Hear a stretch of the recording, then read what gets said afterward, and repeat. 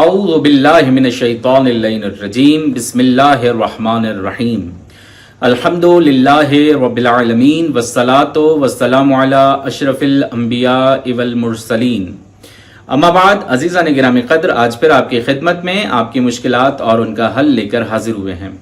آج جس مشکل کا ذکر کریں گے، جس مشکل کا حل بیان کریں گے، وہ بھی مشکل بہت زیادہ ہے اور تقریباً ہر شخص اس مشکل کا شکار ہو ہی رہا ہے۔ آج ہم گفتگو کریں گے وہم کے اوپر۔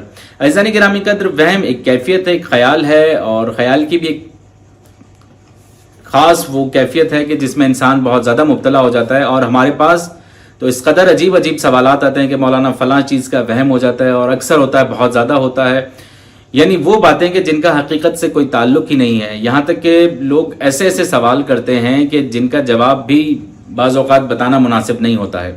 تو عزیزان گرامی قدر، وہم کوئی اتنا بڑا مسئلہ نہیں ہے، اور دنیا میں نے پہلے دن بھی عرض کیا تھا کہ کوئی مشکل، کوئی پریشانی ایسی نہیں ہے کہ جس کا حل نہ ہو۔ روایات میں موجود ہے کہ اگر کوئی شخص بہت زیادہ وہم کا شکار ہو، یا جسے بار بار وہم لاحق ہوتا ہو، تو وہ اللہ کے نام اسم مبارک اللطیف کا زیادہ سے زیادہ ورد کرے۔ میں دوبارہ دہرا رہا ہوں کہ جسے وہم بہت زیادہ ہوتے ہوں، وہ اللطیفوں کا ورد کرے، اس کے تمام تر اوہام ختم ہو جائیں گے۔